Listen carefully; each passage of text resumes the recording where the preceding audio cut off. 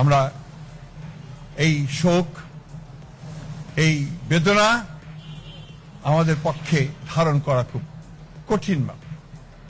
তারপরেও আমরা এই শোককে শক্তিতে রূপান্তরিত করতে চাই।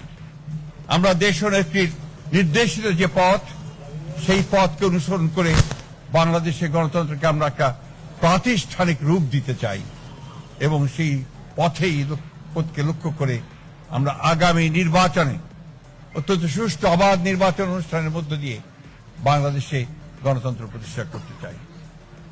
সেই নেত্রী আজকে অসংখ্য লক্ষ কোটি মানুষকে কাঁদিয়ে চলে গেছেন।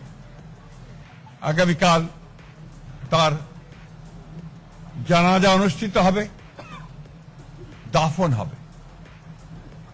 জানাজার জন্য আমরা স্থায়ী কমিটি সিদ্ধান্ত নিয়েছি যে আগামীকাল দুপুর 2টায় পার্লামেন্ট ভবনের দক্ষিণ প্লাজায় যে মাঠ এবং বাণিক অ্যাভিনিউ, এই পুরো অংশ জুড়ে আমাদের নেত্রীর জানাজা অনুষ্ঠিত হবে। এই জানাজা পড়াবেন আমাদের জাতীয় মসজিদের খতিব, অর্থাৎ বাইতুল মুকাররমের খতিব। আর এই জানাজায় যে সঞ্চালন করবেন, পুরো বিষয়টাকে যিনি সঞ্চালন করবেন, তিনি হচ্ছে আমাদের জাতীয় স্থায়ী কমিটির সদস্য জনাব নজরুল ইসলাম খান।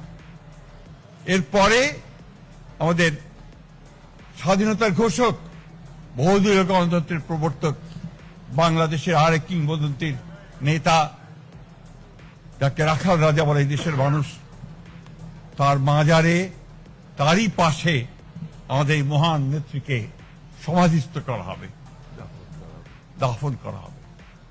আমরা সবাই অত্যন্ত শৃঙ্খলার সঙ্গে এই জানাজায় অংশগ্রহণ করব।